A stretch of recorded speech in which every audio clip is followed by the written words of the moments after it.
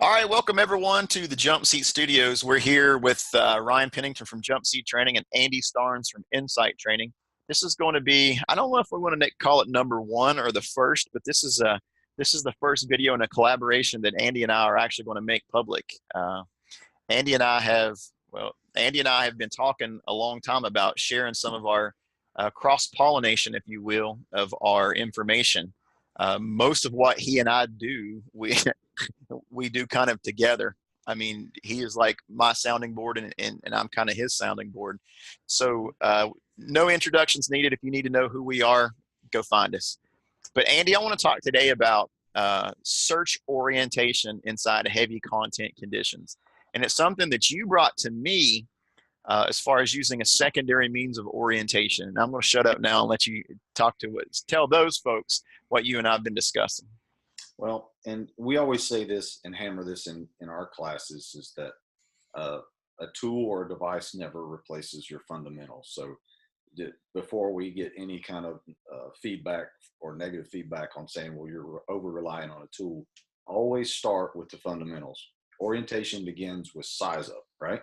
Right. So you teach in your classes know the signs of recognizing a hoarding environment, correct? Right. So when I recognize the cues and clues from the street that this house is that, level 3, 4, 5 type heavy content, then number one, red flags should be going off.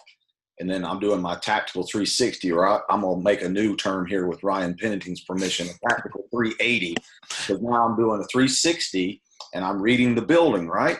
Right. So when I read the building, I kind of get an idea of what the layout is. That's not a guarantee, but windows, doors, how it's laid out. Is this a single room occupancy, or is this a standard 3-bedroom ranch, split bedroom plan? That's where your fundamentals come in, right? Building construction. And then I'm walking around this house, and then I look at their car, like you taught me. Car's full of stuff, can't even get in it. Okay, this is definitely somebody who has a lot of things in their home. I'm not going to be able to move hose easily through here. We're going to have to change our tactics, maybe our entry points. I could identify, as you've taught me, the goat path or the direction, the primary access. And I can also do that by looking at, okay, this doorknob obviously looks like it hasn't been used in years. Right. This one over here has got mail in the mailbox. This is where they go in. We always check our egress and entry points because that's where we may have a victim. You're running towards a fire, they're running away from the fire. All that stuff we start with. Okay, and that sounds like a lot, but if you're not considering that and you're just charging blindly into the building, let me give you this simple analogy. Those of you who have children will not let a child cross the street without looking both ways. That's Do right. not let your firefighter run into a building that you have not assessed and at least look to see where they are going. Because 99 times out of 100, you haven't been in every private dwelling in your first due. Right. And those who have more dense populations, they can't do that, right? Right. So we did all that, and now we're going to check our entry point.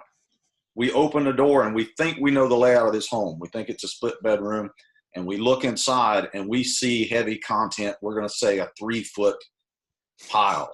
Okay. So here's where your secondary means of orientation comes in. If you are blessed and equipped with a high resolution thermal imaging camera, this is what I highly recommend.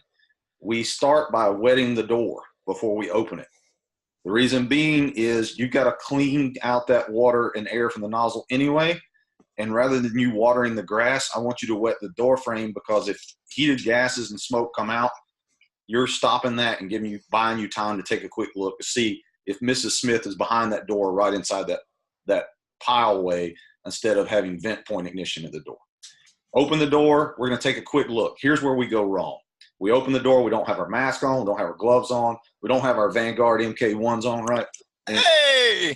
So we got to have our gloves on, because we're not ready to do work if we're not prepped and dressed for the party.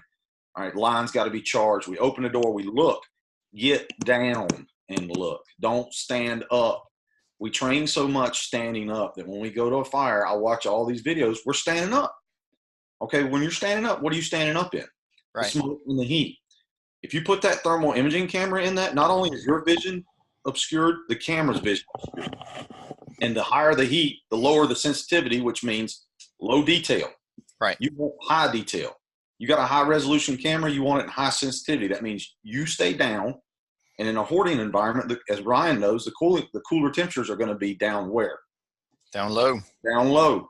So 300 degrees and lower, the camera's going to say, oh, I can see better. It's like your pupil dilate. And I'm going to see those pathways, which is also, by the way, our fire behavior gurus, that's our air track. That's where the air is being drawn in. Okay. And that's where we're probably going to find the victims. So we identify the pathway. And then now, after you've done that, you can raise up above the pathways or above the piles. And here's where our secondary means of orientation is going to come in. What does every room have besides furniture in it? It'll have a light bulb. Right. Some type of light, typically. Right. In the center of the room, maybe. It has a ceiling fan. Okay. You've seen all the ceiling fans with the blades warped down from the heat. Okay. That's one thing you should look for, but that tells you where the center of the room is. You'll have door frames. No matter how high they pile this stuff, you should be able to see the top half of a door frame, right? Right. If we're talking about, level 2 or 3 heavy content, I could still see windows, right? Sure. And if the windows are cleared out and you're looking at the floor, what's underneath almost every window in a house? Your building construction gurus, your vents, your floor vents, right? Right. So there's certain things that you can use. You already know in building construction, all right, here's a door frame, here's a window. This is how it's laid out. I use the camera. I look both ways for across the street and I say, this is how this room's laid out. Doorway to the right, even though I have a lot of stuff piled there, I have a door in the center and have a window to the left. I've already done my 360 and identified this as the living room. And I know as I go through the living room, I'm either opening up into a kitchen or to a hallway. All right. And I, as the crew leader, have to stay oriented. Okay. And you have to tell your firefighters that. And you know this better than anybody as you move through that. How much longer is it going to take you to move in that environment? Right. It's going to take it's a lot longer time. So it consumes your air, right? Right. You're having to Right. move stuff. And we don't want to knock piles over because just like in a warehouse fire or whatever, if I knock over cotton bales, I can block my path of egress. We actually had that in one of our fires. They actually closed off their egress path trying to find the fire, throwing stuff behind them, and then turned around and realized they were trapped. Yeah, happened in DC too. And they didn't have a tick. So they panicked, but thankfully one of the guys took care of him and EBS'd him and got him air. Right. All right. So, I mean, they had good trained firefighters is what matters. So orientation by room configuration is what I'm hammering. Okay. Windows, doors, things that every house has. Okay. The similarities of every house are going to be those types of things. And then when you're crawling, what are you crawling on, Ryan? Well, that's the thing that we were learning down in KTF was we're crawling on the contents. I mean, and I apologize about not looking at the camera. I'm going to bring up a video to illustrate what you're talking about. It's like we need to cool the contents. I mean, Jason Riviera of the New Haven Fire Department burned his legs 3rd degrees because he was conserving tank water going after a rescue. And what happens was he was crawling over the burning contents. Mm-hmm. And here's the thing. Contents are going to act like insulated properties. Absolutely. So if something's burning, there could be a large fire behind a pile and not see it. Right. Firefighter can use it to their advantage to shield them, but it also can be a disadvantage because you can crawl right up onto something before you know it. Or as you said, I could have embers and stuff in the floor and there could be a hole in the floor and not see it. You know, the techniques we teach to identify holes in the floor are almost invalid in a heavy content situation because I won't be able to see the floor sagging. Right. So to counteract that, to fix that, one of the things I learned from you was, what do hoarders put in their crawl spaces? Yeah, stuff. They load everything, right? Everything. When I do my tactical 380, as Ryan taught me, right? If I find a crawl space door, I got my little officer's tool. It'll pop that little padlock off. I open it and I look and I go, oh my goodness. Right. I can look and see if the floor joists are sagging. I can see if they're burnt out with my camera, with my good Fox Fury LED flashlight, all that good stuff, right? Right. Using your tools and your training, right? So orientation begins way before you get in the building, right? You go to the beach with your family, I'll bet you kind of look at the route you're going to take. You don't just, let's get in the car and go. And then you realize, oh, Hurricane Florence hints these roads are flooded out. Right. So let's look at where we're going. And I use this analogy in class. Everybody wants to be aggressive, right? Right. Well, do you want to be a pit bull aggressive or you want to be Navy SEAL aggressive? Right. Right. Pit bull goes in and just destroys everything. Navy SEAL says, that's my enemy. That's my target. I've worked out every little angle and we go nail it. And that's what I want them to get. What all you right. got? KTF all right. video? Can you see my video there? Yes, sir. What's that? Yes, sir. I can see it. All right, so I'm gonna hit play here, and this plays along with right along with what we were talking about, Andy. And I'm gonna go ahead and hit play Okay. here. And this is what I want you to speak about is you hit the nail on the head. All right, it's playing. Can you see it playing? Okay. Yeah, yeah. All right. So what you were talking about was the door frame. So this is a video from KDF 2015, and you can see the door frames. You can see the clutter, but you can also see a bookshelf. You can also see some other things in this video, and I'll be quiet and let you share this with the rest of them, Andy. But this is what you and I were talking about, and this is not our primary means of orientation. This is more of a secondary means. Yeah, and this is where we say, okay, I'm going to use my tools and technology to outsmart my enemy, right? Right. I want to have every advantage I can. So in this case, we have an ISG X380, which is now a Scott X380 camera. With this camera, you've got 3 modes of sensitivity. It's in medium sense mode. So we're in 0 to 600 degrees until everything in front of it's over 450, and it'll switch to low.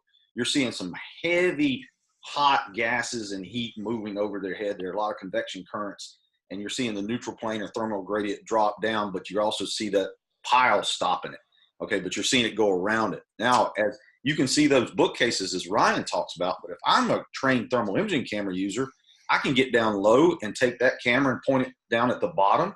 It has a feature called intelligent focus. If one pixel picks up a temperature below that temperature mode switch, it'll switch to high sensitivity and allow me to see the victim, door frames, all those points of orientation faster than any other camera would do at that point. And that's where it's a game changer, by knowing your tool. And then people who say, well, you don't need to know your tool. I said, well, let me ask you this. Is there a difference between a crowbar and a 3-piece Halligan bar? Yeah. Is there a difference between an alkalite and a dual safety ladder? Oh, Right. yeah, you start a fight then. Oh, what about a smooth bore and a combination nozzle? You're going to get people all upset. There's a Right. difference in tools. This tool has an advantage in 2 areas: the intelligent focus and the cold spot tracker. And you and I talked about this before. Yep. We turn that cold spot tracker on, it's like a fighter pilot.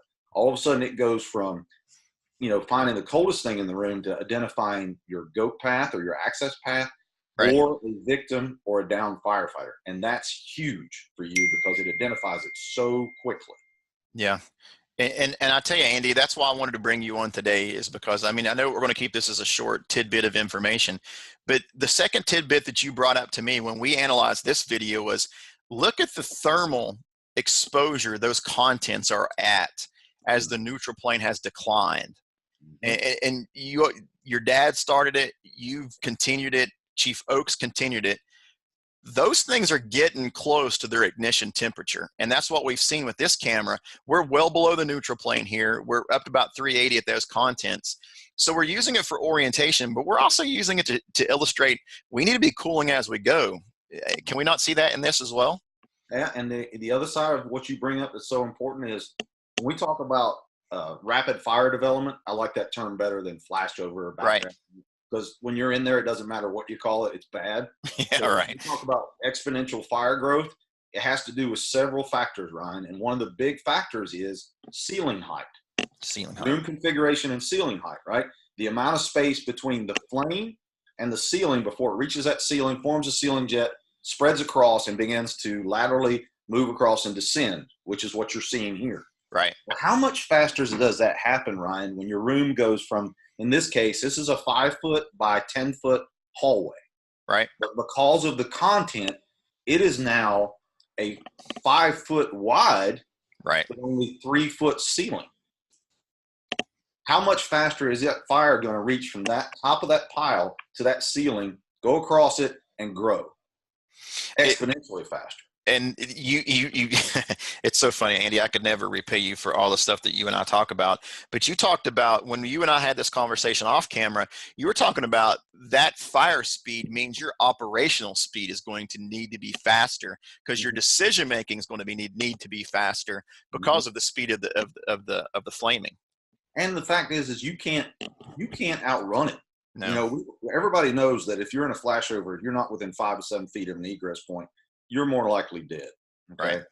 So in this case, this is going to grow so fast, and you've seen the videos, you know how fast it's going to occur. Oh gosh, yes. So a trained crew leader needs to be more situationally aware, to quote Dr. Gasaway. So they've got to take more looks to the thermal environment, right, and direct their nozzleman to keep that environment cool. Because if they don't, it's not if, as Dad says, it's when. It's right. going to happen. And if you don't control it, it controls you. So let's fix that. You know, we always say go, no go decision making doesn't mean never go. It means fix it before you go. And I know we joke a lot. The guys looking at the door, we have a go situation. They're all I like to be messed with. That means people like you, but let's look at it, let's fix it, and then let's roll forward, right?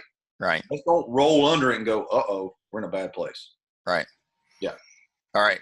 And this is, can you see my screen, Andy? Yes, sir. And this is what it looked like to the optical people. This is the quad view, and I'm not going to play this much more than what you see, but you can see the bookcase, you can see the door frame, you can see the contents. And Andy, what the people out there in internet land knows, these were old air filters that we found and put on there. The flash point or the ignition point of those things was going to be pretty low. We were actually expecting those to ignite at what we were seeing earlier on the camera. What do we figure? 10 to 12,000 cubic feet of stuff we loaded in this house? I think it was 60 to 70,000 cubic feet. Oh, ridiculous. Yeah, I know that we absolutely wore the firefighters out. But the main point of the video today, Andy, is we want to keep it short, but that secondary means of orientation with your camera comes with understanding your camera, understanding the difference between high sensitivity, low sensitivity. It understands that you need to keep it low and keep it cool. But then you also need to make sure that you're identifying not only the pathways, but this is the biggest takeaway that I want to hammer home today. Find the can lights. Yep. Find the bookcases. Find the door frames. That's not primary, it's secondary. And it all comes from, and I don't know if I've told you this yet or not, Andy, but I always ask the folks, do you take your thermal imaging camera in on every fire? They're like, no, we don't. It's like, well, the next time you go to the firehouse, I want you to go to the firehouse without your phone in your hand. And they look like, oh, it's like, I want you to have that approach with your thermal imaging camera. I got a question for you, Ryan. Sure. You're the important guy. All right. And I always go to you for these questions. I don't have an answer to this question, but I have an interesting question to pose with it. If I go into a house that's a level 4, all right, is it going to be consistently a level 4 pretty much throughout, or can it vary?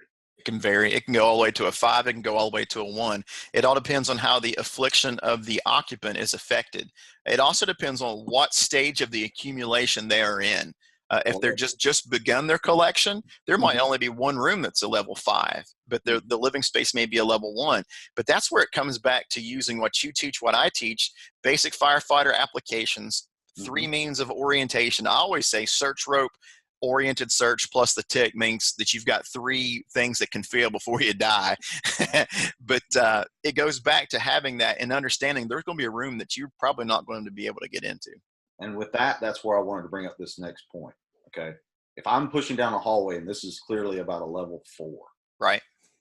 And I look behind me and all of a sudden my 4-foot pile is now 2 foot tall. Yeah. What just happened? Yeah.